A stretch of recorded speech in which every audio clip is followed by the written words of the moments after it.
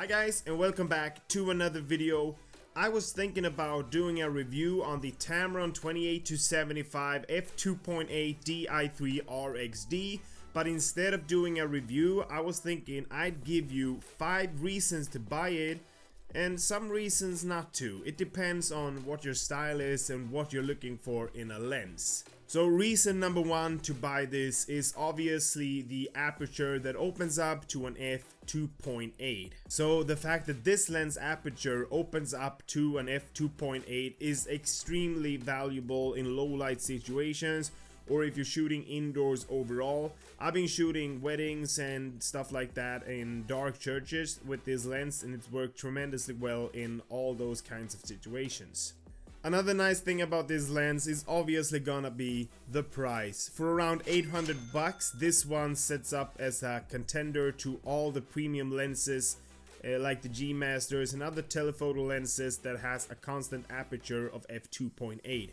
So reason number 3 why you should have this lens in your camera bag at all times is the fact that it actually can be carried around at all times. This is an extremely lightweight lens, and since it's a telephoto lens between 28 to 75 millimeters with a constant aperture at f2.8, I think that this should be heavier than it actually is.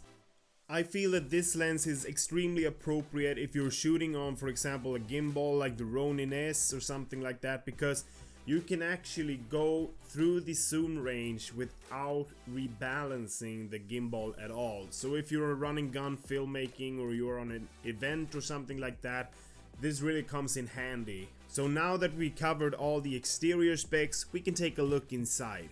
So when it comes to image quality, this lens is a top contender for sure. It produces some really nice bokeh or bokeh or whatever people like to call it. And I would say that this lens is fairly sharp even at the aperture fully open to f2.8. However, if you're shooting product photography or anything like that, I would highly recommend you to close down the aperture to around an f8 and maybe provide some more lighting to the set instead, because that's really where this lens is at its sharpest. Something else that I really like about the Tamron lenses nowadays, and this basically includes all of the new ones, is that they have a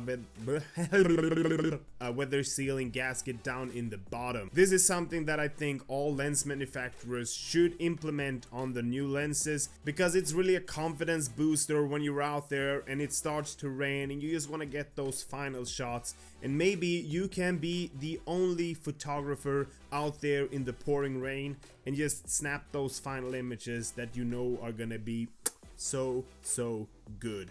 So if we take a look at some of the cons on this lens, this didn't really take me that many months to realize, and it's the fact that it gathers dust. So it gathers dust inside the glass, and it comes through from this compartment here, and that compartment is really bad sealed. All in all, it really doesn't affect the image quality that much as long as it's not that dusty inside, but as soon as the dust starts to gather up, it can really ruin an image. So some final words about this lens, and I'm gonna be completely honest with you guys. This lens has been on my camera 24/7 for the last 2 years. I've been shooting product photography, weddings, commercials, and YouTube videos and whatnot with this lens. I mean, it's an f2.8 all the way through the register from 28 millimeters up to 75 millimeters. It's weather sealed, it's cheap.